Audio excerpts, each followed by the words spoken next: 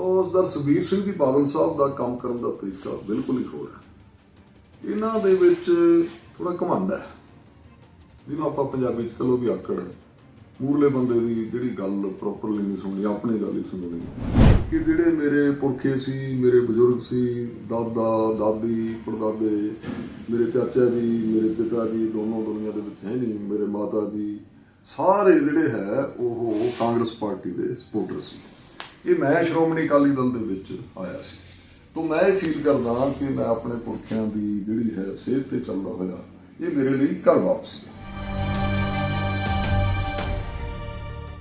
IAS ਅਧਿਕਾਰੀ ਸਰਦਾਰ ਦਰਬਾਰਾ ਸਿੰਘ ਗੁਰੂ, ਜਿਨ੍ਹਾਂ ਨੇ ਮੁੱਖ ਮੰਤਰੀ ਰਹਿੰਦਿਆਂ ਸਰਦਾਰ ਪ੍ਰਕਾਸ਼ ਸਿੰਘ ਬਾਦਲ ਜੀ ਦੇ ਬਤੌਰ ਪ੍ਰਿੰਸੀਪਲ ਸਕੱਤਰ ਦੇ ਤੌਰ ਤੇ ਵੀ ਲੰਬਾ ਸਮਾਂ ਕੰਮ ਕੀਤਾ ਅਤੇ ਸ਼੍ਰੋਮਣੀ ਅਕਾਲੀ ਦਲ ਦੇ ਵਿੱਚ ਵੀ ਉਹ ਸੀਨੀਅਰ ਆਗੂ ਦੇ ਤੌਰ ਤੇ ਜਾਣੇ ਜਾਂਦੇ ਸਨ। ਲੇਕਿਨ ਪਿਛਲੇ ਦਿਨੀ ਸਰਦਾਰ ਦਰਬਾਰਾ ਸਿੰਘ ਗੁਰੂ ਜੀ ਵੱਲੋਂ ਸ਼੍ਰੋਮਣੀ ਅਕਾਲੀ ਦਲ ਨੂੰ ਅਲਵਿਦਾ ਕਹਿ ਕੇ ਕਾਂਗਰਸ ਪਾਰਟੀ ਨੂੰ ਜੁਆਇਨ ਕੀਤਾ ਗਿਆ ਹੈ। ਕਾਂਗਰਸ ਪਾਰਟੀ ਨੂੰ ਜੁਆਇਨ ਕਰਨ ਅਤੇ ਸ਼੍ਰੋਮਣੀ ਅਕਾਲੀ ਦਲ ਨੂੰ ਛੱਡਣ ਬਾਰੇ ਇਹਨਾਂ ਦਾ ਕਿਉਂ ਮਨ ਬਣਿਆ, ਇਹ ਆਪਾਂ ਉਹਨਾਂ ਨਾਲ ਅੱਜ ਵਿਚਾਰ ਸਾਂਝੇ ਕਰਾਂਗੇ। ਸਭ ਤੋਂ ਪਹਿਲਾਂ ਤਾਂ ਅਸੀਂ ਸਰਦਾਰ ਦਰਬਾਰਾ ਸਿੰਘ ਗੁਰੂ ਜੀ ਦਾ ਅਜੀਤ ਵੈਬ ਟੀਵੀ ਤੇ ਸਵਾਗਤ ਕਰਦੇ ਹਾਂ। ਬਹੁਤ ਧੰਨਵਾਦ ਜੀ, ਬਹੁਤ ਧੰਨਵਾਦ। ਗੁਰੂ ਸਾਹਿਬ, ਤੁਸੀਂ ਸ਼੍ਰੋਮਣੀ ਅਕਾਲੀ ਦਲ ਦੇ ਵਿੱਚ ਲਗਭਗ 10 ਸਾਲ ਦਾ ਤੋਂ ਵੱਧ ਦੇ ਸਮੇਂ ਤੁਸੀਂ ਕੰਮ ਕੀਤਾ। ਸਰਦਾਰ ਪ੍ਰਕਾਸ਼ ਸਿੰਘ ਬਾਦਲ ਜੀ ਨਾਲ ਵੀ ਤੁਸੀਂ ਕੰਮ ਕੀਤਾ ਅਤੇ ਉਸ ਤੋਂ ਬਾਅਦ ਸਰਦਾਰ ਸੁਖਬੀਰ ਸਿੰਘ ਬਾਦਲ ਜੀ ਨਾਲ ਵੀ ਤੁਸੀਂ ਕੰਮ ਕੀਤਾ। ਤੁਸੀਂ ਆਖਰ 10 ਸਾਲ ਦਾ ਸਮਾਂ ਕੰਮ ਕਰਨ ਤੋਂ ਬਾਅਦ ਕਿਉਂ ਤੁਹਾਡਾ ਮਨ ਬਣਿਆ ਵੀ ਤੁਸੀਂ ਸ਼੍ਰੋਮਣੀ ਅਕਾਲੀ ਦਲ ਨੂੰ ਛੱਡਣਾ ਪਿਆ?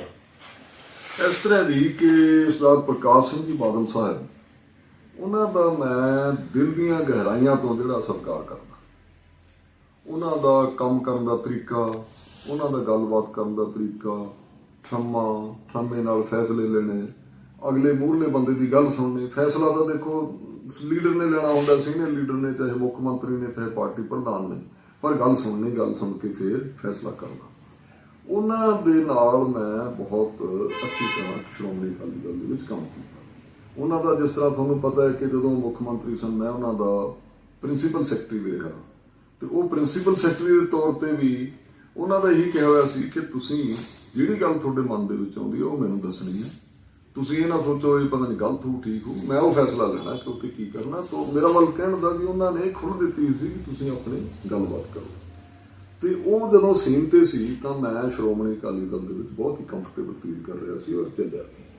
ਉਸ ਤੋਂ ਬਾਅਦ ਦਾ ਸੁਖਬੀਰ ਸਿੰਘ ਜੀ ਬਾਦਲ ਸਾਹਿਬ ਆ ਗਏ ਸੀਨ ਤੇ, ਨਾਲ ਬਾਦਲ ਸਾਹਿਬ, ਵੱਡੇ ਬਾਦਲ ਸਾਹਿਬ ਵੀ ਸੀਨ ਤੇ ਸੀ, ਉਦੋਂ ਵੀ ਚੱਲਦਾ ਰਿਹਾ। ਫਿਰ ਇੱਕ ਦੌਰ ਆਇਆ ਹੁਣ ਰੀਸੈਂਟਲੀ ਕਿ ਜਦੋਂ ਸਰਦਾਰ ਸੁਖਬੀਰ ਸਿੰਘ ਬਾਦਲ ਉਹ ਪਾਰਟੀ ਪ੍ਰਧਾਨ ਹੋ ਗਏ ਤੇ ਸਰਦਾਰ ਪ੍ਰਕਾਸ਼ ਸਿੰਘ ਜੀ ਬਾਦਲ ਸਾਹਿਬ ਉਹ ਥੋੜਾ ਜਿਹਾ ਪਿੱਛੇ ਹਟ ਗਏ। ਤਾਂ ਸਰਦਾਰ ਸੁਖਬੀਰ ਸਿੰਘ ਜੀ ਬਾਦਲ ਸਾਹਿਬ ਦਾ ਕੰਮ ਕਰਨ ਦਾ ਤਰੀਕਾ ਬਿਲਕੁਲ ਹੀ ਹੋਰ ਹੈ। ਇਹਨਾਂ ਦੇ ਵਿੱਚ ਥੋੜਾ ਘਮੰਡ ਹੈ, ਜਿਹਨੂੰ ਆਪਾਂ ਪੰਜਾਬੀ 'ਚ ਕਹੋ ਵੀ ਆਕੜ ਹੈ। ਮੂਰਲੇ ਬੰਦੇ ਦੀ ਜਿਹੜੀ ਗੱਲ ਪ੍ਰੋਪਰਲੀ ਨਹੀਂ ਸੁਣਨੀ, ਆਪਣੀ ਗੱਲ ਹੀ ਸੁਣਨੀ ਹੈ। ਤਾਂ ਲੋਕ ਰਾਜ ਦੇ ਵਿੱਚ ਜਿਹੜੀ ਹੈ ਨਾ ਇਹ ਘਮੰਡ ਨਹੀਂ ਚੱਲਦਾ, ਨਿਮਰਤਾ ਚੱਲਦੀ ਹੈ, ਜਿਹੜੀ ਸਰਦਾਰ ਪ੍ਰਕਾਸ਼ ਸਿੰਘ ਬਾਦਲ ਦੇ ਵਿੱਚ ਸੀ। ਨਾ ਤਾਂ ਹੁਕਮ ਨਾਲ ਵੋਟਾਂ ਪੈਂਦੀਆਂ, ਨਿਮਰਤਾ ਦੇ ਨਾਲ ਵੋਟਾਂ ਪੈਂਦੀਆਂ। ਤਾਂ ਇਹੋ ਜਿਹੇ ਕੁਝ ਕਾਰਨ ਸੀ। ਆਪਾਂ ਅੱਗੇ ਹੋਰ ਗੱਲਬਾਤ ਕਰਾਂਗੇ, ਹੋਰ ਵੀ ਕਾਰਨ ਹੋਣਗੇ ਜਿਨ੍ਹਾਂ ਕਰਕੇ ਮੈਨੂੰ ਅਕਾਲੀ ਦਲ ਛੱਡਣਾ ਪਿਆ। ਆਵਾਜ਼ ਦੇਖੋ ਸਾਹਿਬ, ਤੁਸੀਂ ਸ਼੍ਰੋਮਣੀ ਅਕਾਲੀ ਦਲ ਛੱਡਣ ਤੋਂ ਬਾਅਦ ਕਾਂਗਰਸ ਪਾਰਟੀ ਨੂੰ ਹੀ ਕਿਉਂ ਜੁਆਇਨ ਕੀਤਾ? ਇਸ ਵਿੱਚ ਤੁਸੀਂ ਕੀ ਦੇਖਿਆ ਵੀ ਜਿਹੜੀ ਕਾਂਗਰਸ ਪਾਰਟੀ ਹੈ ਵੀ ਤੁਹਾਨੂੰ ਉਸ ਦੇ ਵਿੱਚ ਜਾਣਾ ਚਾਹੀਦਾ? ਇਸ ਤਰ੍ਹਾਂ ਦੀ ਮੈਂ ਸਮਝਦਾ ਕਿ ਇੱਕ ਤਾਂ ਕਾਂਗਰਸ ਪਾਰਟੀ ਨੂੰ ਜੁਆਇਨ ਕਰਨਾ ਮੇਰੇ ਲਈ ਇੱਕ ਬੜਾ ਇਤਿਹਾਸਕ ਮੌਕਾ ਹੈ। ਉਹ ਕਿਵੇਂ ਕਿ ਜਿਹੜੇ ਮੇਰੇ ਪੁਰਖੇ ਸੀ, ਮੇਰੇ ਬਜ਼ੁਰਗ ਸੀ, ਦਾਦਾ ਦਾਦੀ ਪੜਦਾਦੇ, ਮੇਰੇ ਚਾਚਾ ਜੀ, ਮੇਰੇ ਪਿਤਾ ਜੀ ਦੋਨੋਂ ਦੁਨੀਆ ਦੇ ਵਿੱਚ ਹੈ ਨਹੀਂ, ਮੇਰੇ ਮਾਤਾ ਜੀ ਸਾਰੇ ਜਿਹੜੇ ਹੈ ਉਹ ਕਾਂਗਰਸ ਪਾਰਟੀ ਦੇ ਸਪੋਰਟਰ ਸੀ। ਇਹ ਮੈਂ ਸ਼੍ਰੋਮਣੀ ਅਕਾਲੀ ਦਲ ਦੇ ਵਿੱਚ ਆਇਆ ਸੀ, ਤਾਂ ਮੈਂ ਇਹ ਫੀਲ ਕਰਦਾ ਕਿ ਮੈਂ ਆਪਣੇ ਪੁਰਖਿਆਂ ਦੀ ਜਿਹੜੀ ਹੈ ਸੇਧ ਤੇ ਚੱਲਦਾ ਹੋਇਆ ਇਹ ਮੇਰੇ ਲਈ ਘਰ ਵਾਪਸੀ ਹੈ। ਇੱਕ ਤਾਂ ਇਹ ਗੱਲ। ਦੂਸਰੀ ਗੱਲ ਕਿ ਸਰਦਾਰ ਚਰਨਜੀਤ ਸਿੰਘ ਚੰਨੀ ਮੁੱਖ ਮੰਤਰੀ ਪੰਜਾਬ, ਇਹਨਾਂ ਦੀ ਸ਼ਖਸੀਅਤ ਤੋਂ ਮੈਂ ਬੜਾ ਪ੍ਰਭਾਵਿਤ ਹਾਂ। ਇਹਨਾਂ ਦੇ ਨਾਲ ਮੇਰੀ ਮੀਟਿੰਗ ਹੋਈ ਸੀ ਤੇ ਉਹ ਕੋਈ ਤਕਰੀਬਨ 1 ਘੰਟਾ ਦੇ ਕਰੀਬ ਮੀਟਿੰਗ ਹੋਈ। ਤਾਂ ਉਸ ਮੀਟਿੰਗ ਦੇ ਵਿੱਚ ਜਿਹੜਾ ਤੁਸੀਂ ਲੀਡਰ ਦਾ ਸੁਭਾਅ, ਉਹ ਕੰਮ ਕਰਨ ਦਾ ਕਿਸ ਤਰ੍ਹਾਂ ਉਹ ਭਾਂਪ ਸਕਦੇ, ਤਾਂ ਮੈਂ ਬਹੁਤ ਪ੍ਰਭਾਵਿਤ ਹੋਇਆ ਕਿ ਬਹੁਤ ਹੀ ਸਲੀਕੇ ਨਾਲ ਗੱਲ ਕਰਨੀ, ਬਹੁਤ ਹੀ ਠਰਮੇ ਨਾਲ ਗੱਲ ਕਰਨੀ। ਦੇਖੋ ਸ਼ਕਤੀ ਜਿਹੜੀ ਹੈ ਉਹ ਤਾਂ ਤੁਹਾਡੇ ਕੋਲ ਅਥਾਰਟੀ ਹੈ, ਮੁੱਖ ਮੰਤਰੀ ਦੇ ਤੌਰ ਤੇ ਹੋਣੀ ਚਾਹੀਦੀ ਹੈ, ਨਾ ਕਿ ਗੱਲਬਾਤ 'ਚ ਕਿਸੇ ਨਾਲ ਹੋਣੀ ਚਾਹੀਦੀ ਹੈ। तो मैं ਉਹਨਾਂ ਦੀ ਸ਼ਖਸੀਅਤ ਤੋਂ ਬੜਾ ਪ੍ਰਭਾਵਿਤ ਹੋਇਆ। ਫਿਰ ਜਿਹੜਾ ਇਹਨਾਂ ਨੇ ਕੰਮ ਕੀਤੇ ਆ ਬਤੌਰ ਮੁੱਖ ਮੰਤਰੀ, 111 ਦਿਨ ਕਹਿੰਦੇ ਆ, 111 ਦਿਨਾਂ ਦੇ ਵਿੱਚ ਜਿੰਨੇ ਕੰਮ ਕੀਤੇ ਆ, ਮੈਨੂੰ ਇਹ ਲੱਗਿਆ ਵੀ ਇਹਨਾਂ ਨੂੰ ਗਰਾਊਂਡ ਲੈਵਲ ਦੀ ਪੂਰੀ ਪਕੜ ਹੈ। ਚਾਹੇ ਆਪਾਂ ਗਰੀਬਾਂ ਲਈ ਕਰ ਲਈਏ, ਚਾਹੇ ਬਿਜਲੀ ਦੇ ਬਿੱਲਾਂ ਦੀ ਗੱਲ ਕਰ ਲਈਏ, ਬਹੁਤ ਸਾਰੇ ਆਪਾਂ ਨੂੰ ਪਤਾ ਹੈ ਉਹ ਜਿਹੜੇ ਫੈਸਲੇ ਲਏ, ਚਾਹੇ ਸ਼ਹਿਰਾਂ ਦੇ ਸੀਵਰ ਵਾਟਰ ਸਪਲਾਈ ਦਾ ਲਿਆ, ਪਿੰਡਾਂ ਦੀਆਂ ਵਾਟਰ ਵਰਕਸ ਦਾ ਲਿਆ, ਉਹ ਮੈਨੂੰ ਲੱਗਿਆ ਵੀ ਇਹਨਾਂ ਨੂੰ ਪਕੜ ਹੈ ਗਰਾਊਂਡ ਲੈਵਲ ਦੀ। ਸੋ ਇੱਕ ਪਕੜ ਤੇ ਇੱਕ ਫੈਸਲੇ ਲੈਣ ਦੀ ਫੁਰਤੀਲਾਪਣ ਔਰ ਇੱਕ ਸੁਭਾਅ, ਇਹ ਦੇਖਦੇ ਹੋਏ ਮੈਂ ਇਹਨਾਂ ਦੀ ਜਿਹੜੀ ਸਰ ਚਰਨਜੀਤ ਸਿੰਘ ਚੰਨੀ ਦੀ ਮਾਨਯੋਗ ਮੁੱਖ ਮੰਤਰੀ ਪੰਜਾਬ, ਉਹਨਾਂ ਦੀ ਸ਼ਖਸੀਅਤ ਤੋਂ ਪ੍ਰਭਾਵਿਤ ਹੋ ਕੇ ਮੈਂ ਕਾਂਗਰਸ ਪਾਰਟੀ ਜੁਆਇਨ ਕੀਤੀ। ਗੁਰੂ ਸਾਹਿਬ, ਖੇਤੀ ਕਾਨੂੰਨਾਂ ਸੰਬੰਧੀ ਆਪਾਂ ਗੱਲ ਕਰਦੇ ਹਾਂ ਵੀ ਖੇਤੀ ਕਾਨੂੰਨਾਂ ਦੇ ਸਮੇਂ ਸ਼੍ਰੋਮਣੀ ਅਕਾਲੀ ਦਲ ਵੱਲੋਂ ਪਹਿਲਾਂ ਇਸ ਦੀ ਪ੍ਰੋੜਤਾ ਕੀਤੀ ਜਾਂਦੀ ਰਹੀ ਹੈ ਜਦੋਂ ਆਰਡੀਨੈਂਸ ਆਏ ਸੀਗੇ, ਲੇਕਿਨ ਉਸ ਤੋਂ ਬਾਅਦ ਇਹਨਾਂ ਵੱਲੋਂ ਜਦੋਂ ਵਿਰੋਧ ਹੋਣਾ ਸ਼ੁਰੂ ਹੋਇਆ ਤਾਂ ਭਾਜਪਾ ਨਾਲੋਂ ਨਾਤਾ ਤੋੜ ਲਿਆ ਗਿਆ। ਤੁਸੀਂ ਇਸ ਨੂੰ ਕਿਸ ਢੰਗ ਨਾਲ ਦੇਖਦੇ ਹੋ? ਇਸ ਤਰ੍ਹਾਂ ਦੀ ਲਾਡੀ ਸਾਹਿਬ ਕਿ ਜਿਹੜੀ ਪਾਰਟੀ ਤੁਸੀਂ 10 ਸਾਲ ਰਹੇ ਹੋ, ਜੇ ਤੁਸੀਂ ਬਾਅਦ ਚ ਕਹੋ ਮੈਂ ਇਹ ਕਹਿੰਦਾ ਰਿਹਾ, ਉਹ ਕਹਿੰਦਾ ਰਿਹਾ, ਜਾਂ ਕੀ ਗੱਲ ਸੀ, ਉਹ ਨਹੀਂ ਕਰਨੀ ਚਾਹੀਦੀ, ਉਹ ਸ਼ੋਭਾ ਨਹੀਂ ਦਿੰਦੀ। ਪਰ ਜਿਹੜੀਆਂ ਗੱਲਾਂ ਪਬਲਿਕ ਡੋਮੇਨ 'ਚ ਨੇ, ਮੈਂ ਉਹ ਜ਼ਰੂਰ ਕਰਾਂਗਾ ਕਿ ਜਿਹੜੇ ਖੇਤੀ ਕਾਨੂੰਨ ਜਦੋਂ ਆਰਡੀਨੈਂਸ ਆਇਆ, ਉਦੋਂ ਸਰਦਾਰਨੀ ਹਰਸਿਮਰਤ ਕੌਰ ਬਾਦਲ ਇਹ ਕੇਂਦਰ ਦੇ ਵਿੱਚ ਕੈਬਨਿਟ ਮੰਤਰੀ ਸੀਗੇ। ਤਾਂ ਆਰਡੀਨੈਂਸ ਵੇਲੇ ਇਹਨਾਂ ਨੇ ਕਿਹਾ ਬਾਅਦ 'ਚ ਕਿ ਮੈਂ ਉੱਥੇ ਵਿਰੋਧ ਕੀਤਾ ਸੀਗਾ ਕਿ ਇਹ ਕਿਸਾਨਾਂ ਦੀ ਦੇਖੋ ਵੀ ਕੀ ਹੈ ਇਹਦੇ 'ਚ, ਤੇ ਇਹਨਾਂ ਨੇ ਕਿਹਾ ਕਿ ਮੈਨੂੰ ਕਿਹਾ ਗਿਆ ਸੀ ਕਿ ਜਦੋਂ ਆਪਾਂ ਐਕਟ ਲਿਆਵਾਂਗੇ, 2 ਵਾਰੀ ਜਾਂਦਾ, ਇੱਕ ਆਰਡੀਨੈਂਸ ਵੇਲੇ ਕੈਬਨਿਟ ਜਾਂਦਾ, ਇੱਕ ਜਦੋਂ ਐਕਟ ਬਣਦਾ ਉਦੋਂ ਕੈਬਨਿਟ ਹੋ ਜਾਂਦਾ, ਕਿ ਉਦੋਂ ਜਿਹੜਾ ਹੈ ਜੇ ਸਾਰਿਆਂ ਦੀ ਸਲਾਹ ਲਵਾਂਗੇ, ਕਿਸਾਨਾਂ ਦੀ ਵੀ ਸਲਾਹ ਲਵਾਂਗੇ, ਸਾਰਿਆਂ ਦੀ ਸਲਾਹ ਲਵਾਂਗੇ। ਗੱਲ ਮੰਨੀ ਗਈ ਕਿ ਠੀਕ ਹੈ। ਫਿਰ ਆਰਡੀਨੈਂਸ ਜਿਹੜਾ ਹੈ ਉਹ 4-5 ਮਹੀਨੇ ਰਿਹਾ। ਉਦੋਂ ਬਾਅਦ ਜਦੋਂ ਐਕਟ ਬਣਾਉਣਾ ਫਿਰ ਇਹ ਕੈਬਨਿਟ ਦੇ ਵਿੱਚ ਜਾਂਦਾ। ਹੁਣ ਉਦੋਂ ਤਾਈਂ 4-5 ਮਹੀਨੇ ਦਾ ਟਾਈਮ ਮਿਲ ਗਿਆ ਸੀ। ਜਦੋਂ ਐਕਟ ਬਣਾਉਣ ਲਈ ਫਿਰ ਕੈਬਨਿਟ ਦੇ ਵਿੱਚ ਆਇਆ, ਉੱਥੇ ਕਿਉਂ ਨਹੀਂ ਵਿਰੋਧ ਕੀਤਾ? ਫਿਰ ਉੱਥੇ ਕੈਬਨਿਟ ਦੇ ਵਿੱਚ ਪਾਸ ਕੀਤਾ। ਹੁਣ ਮੈਂ ਬਿਆਨ ਪੜ੍ਹ ਰਿਹਾ ਸੀ ਕਿ ਜਿਹੜੇ ਕਾਨੂੰਨ ਹੈ ਉਹਨੂੰ ਪਾਰਲੀਮੈਂਟ ਬਣਾਉਂਦੀ ਹੈ, ਕੈਬਨਿਟ ਨਹੀਂ ਬਣਾਉਂਦੀ। ਇਹ ਦੇਖੋ ਲੋਕਾਂ ਨੂੰ ਗੁੰਮਰਾਹ ਕਰਨ ਵਾਲੀ ਗੱਲ ਹੈ। ਜੇ ਲੋਕਾਂ ਨੂੰ ਨੌਲੇਜ ਨਹੀਂ, ਉਹ ਗੁੰਮਰਾਹ ਨਹੀਂ ਕਰਨਾ ਚਾਹੀਦਾ। ਕੋਈ ਵੀ ਕਾਨੂੰਨ ਚਾਹੇ ਸਟੇਟ ਨੇ ਬਣਾਉਣਾ, ਚਾਹੇ ਸੈਂਟਰ ਨੇ ਬਣਾਉਣਾ, ਜਿੰਨੀ ਦੇਰ ਕੈਬਨਿਟ ਪਾਸ ਨਹੀਂ ਕਰਦੀ, ਪਾਰਲੀਮੈਂਟ ਜਾਂ ਵਿਧਾਨ ਸਭਾ ਦੇ ਵਿੱਚ ਜਾ ਨਹੀਂ ਸਕਦਾ। ਤੇ ਇਸ ਕਰਕੇ ਲੋਕਾਂ ਨੂੰ ਗੁੰਮਰਾਹ ਨਹੀਂ ਕਰਨਾ ਚਾਹੀਦਾ ਕਿ ਪਾਰਲੀਮੈਂਟ ਬਣਾਉਂਦੀ ਹੈ, ਕੈਬਨਿਟ ਤਾਂ ਬਣਾਉਂਦੀ ਨਹੀਂ। ਉੱਥੇ ਵਿਰੋਧ ਕਰਨਾ ਚਾਹੀਦਾ ਸੀਗਾ ਕਿ ਜਿਹੜੀ ਹੁਣ ਤੁਸੀਂ ਆਰਡੀਨੈਂਸ ਵੇਲੇ ਮੈਨੂੰ ਇਹ ਕਿਹਾ ਸੀ, ਹੁਣ ਤੁਸੀਂ ਐਕਟ ਲਿਆ ਰਹੇ ਹੋ, ਮੈਂ ਇੱਥੇ ਆਪਣਾ ਅਸਤੀਫਾ ਦਿੰਦੀ ਨਹੀਂ ਦਿੱਤਾ। ਫਿਰ ਕਾਨੂੰਨ ਆਉਣ ਤੇ ਵੀ ਟਾਈਮ ਲੱਗਦਾ। ਫਿਰ ਚਲੋ ਮੈਂ ਨਹੀਂ ਇਸ ਗੱਲ 'ਚ ਪੈਂਦਾ ਕਿ ਕਿਹਨੂੰ ਕੀ ਕਿਹਾ। ਮੈਂ ਇਹ ਕਹਿਣਾ ਵੀ ਜਦੋਂ ਫਿਰ ਫਾਰਮਰਸ ਦਾ ਜਾਂ ਖੇਤ ਮਜ਼ਦੂਰਾਂ ਦਾ ਪ੍ਰੈਸ਼ਰ ਪਿਆ, ਉਦੋਂ ਜਾ ਕੇ ਫਿਰ ਅਸਤੀਫੇ ਦੀ ਗੱਲ ਹੋਈ। ਪਹਿਲੀਆਂ ਸਟੇਜਾਂ ਜਿਹੜੀਆਂ ਹੈ ਉਹਨਾਂ ਨੂੰ ਪਤਾ ਨਹੀਂ ਕਿਉਂ ਆਰਡੀਨੈਂਸ ਵੇਲੇ ਜਾਂ ਐਕਟ ਵੇਲੇ ਜਾਂ ਉਸ ਤੋਂ ਬਾਅਦ ਦੇ ਜਿਹੜੇ ਵਿੱਚ ਚਲੇ ਟਾਈਮ ਸੀ, ਉਹਦੇ ਵਿੱਚ ਕਿਉਂ ਨਹੀਂ ਵਿਰੋਧ ਕੀਤਾ। ਇਸ ਕਰਕੇ ਮੈਨੂੰ ਲੱਗਦਾ ਵੀ ਇਹਦੇ ਬਾਰੇ ਜਿਹੜਾ ਹੈ ਖੇਤੀ ਕਾਨੂੰਨਾਂ ਬਾਰੇ ਮੌਕਾ ਪ੍ਰਸਤੀ ਵਾਲਾ ਫੈਸਲਾ ਸੀ। ਜਦੋਂ ਪਬਲਿਕ ਦਾ ਤੇ ਕਿਸਾਨਾਂ ਦਾ, ਖੇਤ ਮਜ਼ਦੂਰਾਂ ਦਾ ਪ੍ਰੈਸ਼ਰ ਪਿਆ, ਉਦੋਂ ਫਿਰ ਜਾ ਕੇ ਫੈਸਲੇ ਲਏ ਕਿ ਅਸੀਂ ਇਹਨਾਂ ਦਾ ਵਿਰੋਧ ਕਰਦੇ ਹਾਂ। ਸ਼੍ਰੋਮਣੀ ਅਕਾਲੀ ਦਲ ਦੇ ਵੱਡੇ ਆਗੂ ਨੇ ਸਰਦਾਰ ਬਿਕਰਮ ਸਿੰਘ ਮਜੀਠੀਆ, ਜਿਨ੍ਹਾਂ ਤੇ ਅੱਜ ਕੱਲ ਨਸ਼ਿਆਂ ਦੇ ਸੰਬੰਧੀ ਕੇਸ ਵੀ ਦਰਜ ਹੋਇਆ ਹੈਗਾ। ਉਹਨਾਂ ਦੇ ਪਹਿਲਾਂ ਵੀ ਇਸ ਤਰ੍ਹਾਂ ਦੇ ਦੋਸ਼ ਲੱਗਦੇ ਰਹੇ ਨੇ। ਤੁਸੀਂ ਇਸ ਨੂੰ ਕਿਸ ਢੰਗ ਨਾਲ ਦੇਖਦੇ ਹੋ? ਇਸ ਤਰ੍ਹਾਂ ਦੀ ਚਲੋ ਮੈਂ ਨਿੱਜੀ ਗੱਲਾਂ 'ਚ ਨਹੀਂ ਪੈਣਾ ਚਾਹੁੰਦਾ, ਪਰ ਇਹ ਪਬਲਿਕ ਡੋਮੇਨ 'ਚ ਹੈ ਕਿ ਇੱਕ FIR ਦਰਜ ਹੋਈ ਹੈ, ਫਿਰ ਕੋਰਟਾਂ 'ਚ ਵੀ ਗਏ ਉਹ, ਤੇ ਮੈਂ ਬਿਲਕੁਲ ਤੱਥਾਂ ਦੇ ਆਧਾਰ 'ਤੇ ਗੱਲ ਕਰੂੰਗਾ ਕਿਉਂਕਿ ਮੈਂ FIR ਜਿਹੜੀ ਹੈ ਉਹ ਸਾਰੀ ਪੜ੍ਹੀ ਹੈ ਇਕੱਲਾ ਲਫ਼ਜ਼। ਉਹਦੇ ਵਿੱਚ ਦੇਖੋ ਜਿਹੜਾ ਡਰੱਗ ਐਕਟ ਹੈ ਉਹਦੇ ਵਿੱਚ ਇੱਕ ਤਾਂ ਸੈਕਸ਼ਨ 25 ਲਾਇਆ, ਇੱਕ 27A ਲਾਇਆ, ਇੱਕ 29 ਲਾਇਆ।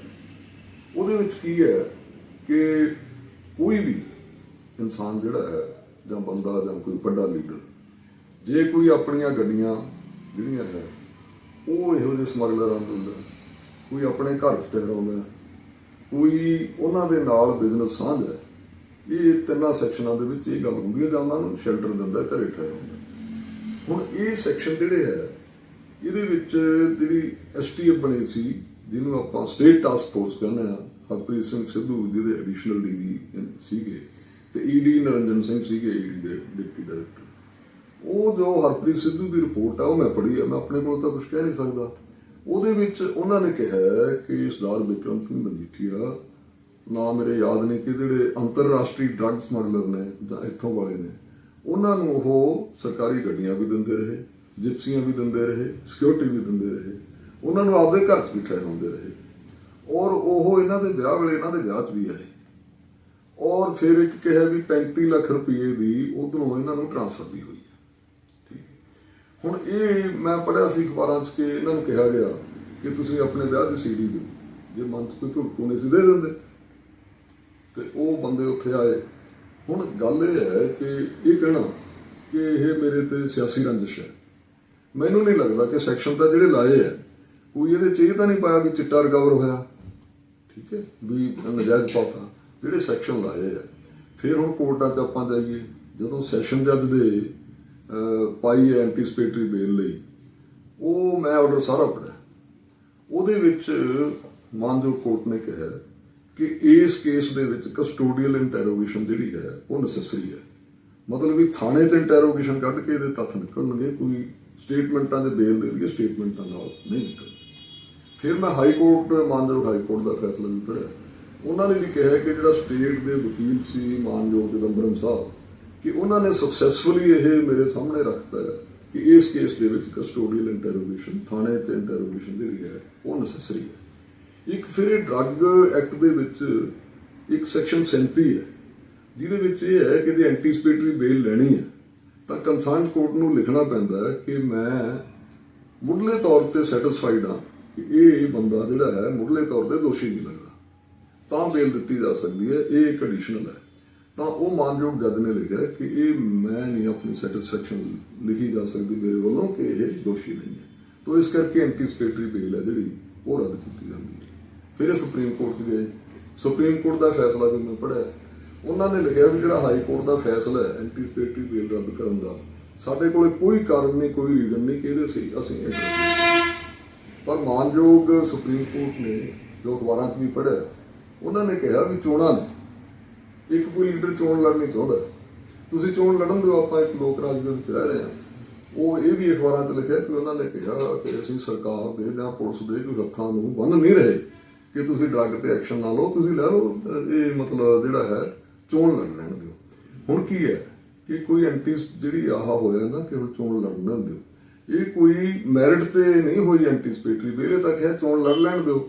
20 ਫਰਵਰੀ ਨੂੰ ਚੋਣਾਂ ਨੇ, 23 ਤਰੀਕ ਤੱਕ ਤੁਸੀਂ ਜਿਹੜਾ ਕੁਛ ਨਾ ਕਰੋ, 24 ਤਰੀਕ ਨੂੰ ਇਹ ਕੋਰਟ ਦੇ ਸਾਹਮਣੇ ਪੇਸ਼ ਹੋਣਗੇ। ਫਿਰ ਅੱਗੇ ਕੋਰਟ ਦੇ ਵਿੱਚ ਪ੍ਰੋਸੈਸ ਹੈ ਜੇ ਰੈਗੂਲਰ ਬੇਲ ਦਾ, ਪੁਲਿਸ ਰਿਮਾਂਡ ਮੰਗਦੀ ਹੈ, ਕੋਰਟ ਰਿਮਾਂਡ ਦਿੰਦੀ ਹੈ, ਜਾਂ ਆਪਾਂ ਜਿਹੜੀ ਕੋਰਟ ਜੁਡੀਸ਼ੀਅਲ ਕਸਟਡੀ 'ਚ ਭੇਜਦੀ ਹੈ, ਉਹ ਇੱਕ ਪ੍ਰੋਸੈਸ ਹੈ। ਹੁਣ ਇਸ ਤੋਂ ਪਤਾ ਲੱਗਦਾ ਕਿ ਸੁਪਰੀਮ ਕੋਰਟ, ਮਾਨਯੋਗ ਸੁਪਰੀਮ ਕੋਰਟ ਨੇ ਮਜੀਠੀਆ ਸਾਹਿਬ ਨੂੰ ਕਿਹਾ ਕਿ ਤੁਸੀਂ ਲੋਕਾਂ ਦੀ ਕਚਹਿਰੀ 'ਚ ਜਾਓ, ਚੋਣ ਲੜ ਲਓ। ਹੁਣ ਮੈਂ ਇਹ ਕਹਿਣਾ ਵੀ ਲੋਕਾਂ ਦੀ ਕਚਹਿਰੀ ਦੇ ਵਿੱਚ ਇਹ ਨਾ ਕਹਿਣ ਕਿ ਮੇਰੇ ਤੇ ਸਿਆਸੀ ਬਦਲਾਖੋਰੀ ਹੋਈ। ਕੀ ਸਿਆਸੀ ਬਦਲਾਖੋਰੀ ਹੋਈ ਹੈ? ਜਿਹੜਾ ਸਟੇਟ ਦਾ ਚੀਫ ਮਿਨਿਸਟਰ ਹੈ ਉਹਦੀ ਜ਼ਿੰਮੇਵਾਰੀ ਹੈ ਕਿ ਜੇ ਸਮਾਜ ਦੇ ਵਿੱਚ ਕੋਈ ਕੁਰੀਤੀਆਂ ਹੋ ਰਹੀਆਂ, ਕੋਈ ਡੰਗ ਹੋ ਰਿਹਾ, ਉਹ ਤੇ ਐਕਸ਼ਨ ਜਿਹੜਾ ਹੈ ਉਹ ਲਿਆ ਜਾਵੇ। ਮੈਂ ਕਹਿਣਾ ਵੀ ਤੁਸੀਂ ਜਾ ਕੇ ਲੋਕਾਂ ਦੀ ਕਚਹਿਰੀ 'ਚ ਦੱਸੋ ਕਿ ਜਿਹੜਾ ਸੈਕਸ਼ਨ 25, 27 ਤੇ 29 ਲਾਇਆ, ਜਿਹਦੇ ਵਿੱਚ ਕਿ ਇਹ ਦੱਸੋ ਕਿ ਮੈਂ ਇਹਨਾਂ ਨੂੰ ਕੋਈ ਗੱਡੀਆਂ ਨਹੀਂ ਦਿੱਤੀਆਂ, ਨਾ ਮੈਂ ਇਹਨਾਂ ਨੂੰ ਕੋਈ ਜਿਪਸੀ ਦਿੱਤੀ ਹੈ, ਨਾ ਮੈਂ ਇਹਨਾਂ ਨੂੰ ਕੋਈ ਗਨਮੈਨ ਦਿੱਤੇ ਹੈ, ਨਾ ਇਹ ਮੇਰੇ ਘਰੇ ਆ ਕੇ ਠਹਿਰੇ ਹੈ, ਨਾ ਇਹ ਮੇਰੇ ਵਿਆਹ 'ਚ ਆਇਆ, ਨਾ ਜਿਹੜਾ 35 ਲੱਖ ਦਾ ਮੇਰੇ ਤੇ ਲਾਉਂਦੇ ਉਹ ਝੂਠ ਹੈ। ਇਹ ਲੋਕਾਂ ਦੀ ਕਚਹਿਰੀ 'ਚ ਦੱਸੋ, ਫਿਰ ਮੈਂ ਵੀ ਮੰਨ ਜੂਗਾ ਕਿ ਇਹ ਝੂਠ ਹੈ। ਐਫਆਈਆਰ ਠੀਕ ਵੀ ਹੋ ਸਕਦੀ ਹੈ, ਗਲਤ ਵੀ ਹੋ ਸਕਦੀ ਹੈ। ਇਹ ਲੋਕਾਂ ਦੀ ਕਚਹਿਰੀ 'ਚ ਦੱਸਣ। ਇਸ ਗੱਲ ਨਾਲ ਗੱਲ ਨਹੀਂ ਬਣਨੀ ਕਿ ਮੇਰੇ ਤੇ ਸਿਆਸੀ ਬਦਲਾਖੋਰੀ ਹੈ। ਆਹ ਦੱਸਣ ਗੱਲਾਂ ਲੋਕਾਂ ਦੀ ਕਚਹਿਰੀ ਦੇ ਵਿੱਚ। ਭਦੌੜ ਤੋਂ ਖੁਦ MLA ਦੀ ਚੋਣ ਲੜ ਚੁੱਕੇ ਹੋ, ਹੁਣ ਇਸ ਸੀਟ ਤੇ ਮੁੱਖ ਮੰਤਰੀ ਸਰਦਾਰ ਚਰਨਜੀਤ ਸਿੰਘ ਚੰਨੀ ਚੋਣ ਲੜ ਰਹੇ ਨੇ, ਤੁਸੀਂ ਸ਼ਾਮਲ ਵੀ ਹੋਏ ਹੋ ਕਾਂਗਰਸ ਦੇ ਵਿੱਚ। ਕਿਸ ਢੰਗ ਨਾਲ ਮੁੱਖ ਮੰਤਰੀ ਸਾਹਿਬ ਦੀ ਤੁਸੀਂ ਚੋਣ ਮੁਹਿੰਮ ਨੂੰ ਅੱਗੇ ਤੋਰੋਗੇ ਤੇ ਕਿਸ ਢੰਗ ਨਾਲ ਪ੍ਰਚਾਰ ਕਰੋਗੇ? ਇਸ ਤਰ੍ਹਾਂ ਜੀ ਕਿ ਜਦੋਂ ਮੈਂ ਚੋਣ ਲੜੀ ਹੈ, ਉਦੋਂ ਮੇਰਾ ਖਿਆਲ ਹੈ ਜੇ ਮੈਨੂੰ ਯਾਦ ਹੈ ਤਾਂ ਮੈਂ 6 ਹਫ਼ਤੇ ਪਹਿਲਾਂ ਆਇਆ ਸੀਗਾ। ਉਦੋਂ ਦੇਖੋ ਮੈਂ ਨਹੀਂ ਕਹਿੰਦਾ, ਕਈ ਵਾਰੀ ਹੁੰਦਾ ਵੀ ਅਫਸਰ ਹੈ ਜੀ ਪਤਾ ਨਹੀਂ ਕਿਹਾ ਜਿਹਾ ਬਿਹੇਵ ਕਰੂ। ਉਸ ਤੋਂ ਬਾਅਦ ਜਦੋਂ ਫਿਰ ਮੈਂ ਇੱਥੇ 4.5 ਪੌਣੇ 5 ਸਾਲ ਲਾਇਆ, ਲੋਕਾਂ ਨੂੰ ਪਤਾ ਲੱਗ ਗਿਆ ਕਿ ਬੰਦਾ ਕੰਮ ਕਰਨ ਵਾਲਾ ਬੰਦਾ। ਫੋਨ ਦੱਸਣ ਦੀ ਲੋੜ ਨਹੀਂ ਹੈ, ਅਫਸਰ ਦਾ ਨਾਂ ਦੱਸਣ ਦੀ ਲੋੜ ਨਹੀਂ ਹੈ, ਅਫਸਰ ਦਾ ਉਹਦਾ ਦੱਸਣ ਦੀ ਲੋੜ ਹੈ। ਮੇਰੇ ਕੋਲ ਬਹੁਤ ਭਾਰੀ ਗਿਣਤੀ ਦੇ ਵਿੱਚ ਸੰਗਤ ਆਉਂਦੀ ਸੀ, ਤੇ ਉਦੋਂ ਫਿਰ ਜਿਹੜੀ ਹੈ ਸਰਕਾਰ ਵੀ ਸੀ ਔਰ ਗ੍ਰਾਂਟਾਂ ਵੀ ਸਰਦਾਰ ਪ੍ਰਕਾਸ਼ ਸਿੰਘ ਬਾਦਲ ਨੇ ਬਹੁਤ ਦਿੱਤੀਆਂ, ਖੁੱਲ੍ਹੀਆਂ ਗ੍ਰਾਂਟਾਂ ਜਿਹੜੀਆਂ ਹੈ ਉਹ ਦਿੱਤੀਆਂ। ਉਸ ਤੋਂ ਜਿਹੜਾ ਹੈ ਲੋਕਾਂ ਨੂੰ ਮੇਰੇ ਤੇ ਭਰੋਸਾ ਹੋ ਗਿਆ ਕਿ ਇਹ ਬੰਦਾ ਜਿਹੜਾ ਹੈ ਕੰਮ ਕਰਨ ਵਾਲਾ ਹੈ, ਇੱਕ ਮੈਂ ਆਪਣੇ ਆਪ ਨੂੰ ਨਹੀਂ ਕਹਿੰਦਾ, ਦੇਖੋ ਆਪਣੇ ਆਪ ਨੂੰ ਕਹੋ ਤਾਂ ਠੀਕ ਹੈ। ਇਹ ਵੀ ਲੋਕਾਂ ਨੂੰ ਹੋ ਗਿਆ ਕਿ ਇਹ ਬੰਦਾ ਕੋਈ ਪੈਸੇ ਦੀ ਝਾਕ ਨਹੀਂ ਰੱਖਦਾ। ਅਫਸਰਾਂ ਨੂੰ ਵੀ ਇਹ ਗੱਲ ਹੈ ਕਿ ਜੇ ਅਫਸਰ ਤਾਂ ਕੰਮ ਕਰਦੇ ਆ ਜੇ ਪਤਾ ਲੱਗ ਜੇ ਨਾ ਵੀ ਇਹ ਬੰਦਾ ਪੈਸੇ ਲੈ ਕੇ ਫੋਨ ਕਰਦਾ, ਨਹੀਂ ਕਰਦਾ। ਇੱਕ ਇਹ ਪਤਾ ਵੀ ਮੈਨੂੰ ਕੰਮ ਦਾ ਪਤਾ ਵੀ ਕੰਮ ਮੈਂ ਠੀਕ ਕੀਤੇ ਨਾ, ਇਸ ਕਰਕੇ ਲੋਕਾਂ ਨੂੰ ਮੇਰੇ ਤੇ ਭਰੋਸਾ ਹੋ ਗਿਆ ਸੀ। ਪਰ ਜਦੋਂ ਭਰੋਸਾ ਹੋਇਆ ਉਦੋਂ, ਜਿਵੇਂ ਮੈਂ ਪਹਿਲਾਂ ਦੱਸਿਆ ਸੀ, ਸੁਖਬੀਰ ਸਿੰਘ ਬਾਦਲ ਕਹਿੰਦੇ ਤੇਰਾ ਤਾਂ ਇੱਥੇ ਸਰਵੇ ਜਿਹੜਾ ਹੈ ਉਹ ਠੀਕ ਨਹੀਂ ਹੈ। ਤੋ ਇਸ ਕਰਕੇ ਲੋਕਾਂ ਦੇ ਵਿੱਚ ਜਿਹੜਾ ਹੈ ਮੈਂ ਬਹੁਤ ਵਿਚਰਿਆ ਹਾਂ ਤੇ ਲੋਕ ਮੈਨੂੰ ਜਾਣਦੇ ਆ ਤੇ ਮੈਂ ਇੱਥੋਂ ਦੀ ਸੰਗਤ ਨੂੰ ਜਾਣਦਾ ਤੇ ਬਰੀਕੀ 'ਚ ਵੀ ਜਾਣਦਾ ਕਿ ਪੋਲਿਟਿਕਸ ਇੱਥੇ ਕਿਸ ਤਰ੍ਹਾਂ ਇੰਟਰਵਿਊ ਹੈ। ਇਸ ਕਰਕੇ ਜਿਹੜੇ ਸਰਦਾਰ ਚਰਨਜੀਤ ਸਿੰਘ ਚੰਨੀ ਹੈ, ਮੈਂ ਉਹਨਾਂ ਦੀ ਚੋਣ ਮੁਹਿੰਮ ਦੇ ਵਿੱਚ ਡਟ ਕੇ ਕੰਮ ਕਰਾਂਗਾ ਔਰ ਪਲੈਨਿੰਗ ਦੇ ਨਾਲ ਕੰਮ ਕਰਾਂਗਾ ਤਾਂ ਕਿ ਉਹਨਾਂ ਦੀ ਜਿਹੜੀ ਹੈ ਵੱਡੀ ਲੀਡ ਦੇ ਨਾਲ ਜਿੱਤਾਂ। ਗੁਰੂ ਸਾਹਿਬ, ਸਰਦਾਰ ਚਰਨਜੀਤ ਸਿੰਘ ਚੰਨੀ ਮਾਲਵਾ ਦੇ ਵਿੱਚ ਲੜ ਰਹੇ ਨੇਗੇ, ਖਾਸ ਤੌਰ ਤੇ ਭਦੌੜ ਹਲਕਾ, ਕਿਉਂਕਿ ਪਿਛਲੇ ਆਪਾਂ ਦੇਖੀਏ 2014 ਦੇ ਵਿੱਚ, 2017 ਦੇ ਵਿੱਚ ਤੇ 2019 ਦੇ ਵਿੱਚ ਆਮ ਆਦਮੀ ਪਾਰਟੀ ਦਾ ਪ੍ਰਭਾਵ ਇੱਥੇ ਜ਼ਿਆਦਾ ਰਿਹਾ। ਤੁਸੀਂ ਕਿਸ ਢੰਗ ਨਾਲ ਦੇਖਦੇ ਹੋ ਵੀ ਸਰਦਾਰ ਚਰਨਜੀਤ ਸਿੰਘ ਚੰਨੀ ਦੇ ਇੱਥੇ ਚੋਣ ਲੜਨ ਨਾਲ ਸਾਰੇ ਮਾਲਵੇ ਖਿੱਤੇ ਦੇ ਵਿੱਚ ਕਾਂਗਰਸ ਪਾਰਟੀ ਨੂੰ ਬਲ ਮਿਲੇਗਾ ਤੇ ਕੀ ਪ੍ਰਭਾਵ ਰਹੇ? ਇਸ ਤਰ੍ਹਾਂ ਦੀ ਇੱਕ ਤਾਂ ਦੇਖੋ ਜੇ ਆਪਾਂ ਭਦੌੜ ਹਲਕੇ ਦੀ ਵੀ ਗੱਲ ਕਰ ਲਈਏ ਤਾਂ ਭਦੌੜ ਹਲਕੇ ਨੇ ਕਦੇ ਚੀਫ ਮਿਨਿਸਟਰ ਲੈਵਲ ਦਾ ਕੈਂਡੀਡੇਟ ਜਿਹੜਾ ਹੈ ਉਹ ਨਹੀਂ ਦੇਖਿਆ। ਇਹ ਚੀਫ ਮਿਨਿਸਟਰ ਲੈਵਲ ਦੇ ਕੈਂਡੀਡੇਟ ਨੇ। ਇੱਕ ਤਾਂ ਭਦੌੜ ਹਲਕੇ ਦੇ ਲੋਕਾਂ ਨੂੰ ਇਹ ਹੈ ਕਿ ਸਾਡੇ ਕੋਲੇ ਇੱਕ ਇਹੋ ਜਿਹੇ ਕੈਂਡੀਡੇਟ ਆਏ ਨੇ ਜਿਹੜੇ ਮੁੱਖ ਮੰਤਰੀ ਨੇ, ਜਿਹੜੇ ਹਲਕੇ ਦੀ ਕਾਇਆ ਕਲਪ ਕਰ ਦੇਣਗੇ ਔਰ ਲੋਕਾਂ ਦੇ ਜਿਹੜੇ ਕੰਮਕਾਰ ਹੋਣਗੇ। ਜਿਹੜਾ ਤੁਸੀਂ ਪੁੱਛਿਆ ਵੀ ਇਸ ਖਿੱਤੇ 'ਚ ਦੇਖੋ, ਜਦੋਂ ਵੱਡੇ ਕੱਦ ਵਾਲਾ ਲੀਡਰ ਆਉਂਦਾ ਹੈ ਜਿਵੇਂ ਸਰਦਾਰ ਚਰਨਜੀਤ ਸਿੰਘ ਚੰਨੀ ਨੇ, ਇਹਨਾਂ ਦਾ ਕੱਦ ਵੱਡਾ ਹੈ, ਮੁੱਖ ਮੰਤਰੀ ਨੇ, ਇਸ ਖਿੱਤੇ ਦੇ ਵਿੱਚ ਵੀ ਇਹਨਾਂ ਦੇ ਆਉਣ ਨਾਲ ਜ਼ਰੂਰ ਜਿਹੜਾ ਹੈ ਉਹ ਫਰਕ ਪਏਗਾ। ਜਿਹੜਾ ਤੁਸੀਂ ਆਮ ਆਦਮੀ ਦੀ ਗੱਲ ਕਰੀ ਹੈ, ਉਹ ਇੱਕ ਥਾਂ ਤੇ ਵੇਵ ਸੀਗੀ, ਹੁਣ ਆਮ ਆਦਮੀ ਦੀ ਪਾਰਟੀ ਦੀ ਕੋਈ ਵੇਵ ਨਹੀਂ ਹੈ ਤੇ ਸਰਦਾਰ ਚਰਨਜੀਤ ਸਿੰਘ ਚੰਨੀ ਜਿੱਥੇ ਭਦੌੜ ਹਲਕੇ ਤੋਂ ਵੱਡੀ ਲੀਡ ਦੇ ਨਾਲ ਜਿੱਤਣਗੇ, ਉੱਥੇ ਇਸ ਖਿੱਤੇ ਦੇ ਵਿੱਚ ਵੀ ਇਕੱਲੇ ਬਰਨਾਲਾ ਜ਼ਿਲ੍ਹੇ ਦੇ ਵਿੱਚ ਨਹੀਂ, ਸੰਗਰੂਰ, ਬਰਨਾਲਾ, ਬਠਿੰਡਾ, ਇਸ ਖਿੱਤੇ ਦੇ ਵਿੱਚ ਅੱਗੇ ਤੱਕ ਬਹੁਤ ਵੱਡਾ ਅਸਰ ਪਾਉਣਗੇ। ਸਰਦਾਰ ਦਲਵਾਰਾ ਸਿੰਘ ਗੁਰੂ ਜਿਨ੍ਹਾਂ ਨੇ ਅਜੀਤ ਵੈਬ ਟੀਵੀ ਨਾਲ ਗੱਲਬਾਤ ਕੀਤੀ ਹੈ, ਅਜੀਤ ਵੈਬ ਟੀਵੀ ਨਾਲ ਗੱਲਬਾਤ ਕਰਨ ਤੇ ਅਸੀਂ ਇਹਨਾਂ ਦਾ ਬਹੁਤ ਬਹੁਤ ਧੰਨਵਾਦ ਕਰਦੇ ਹਾਂ।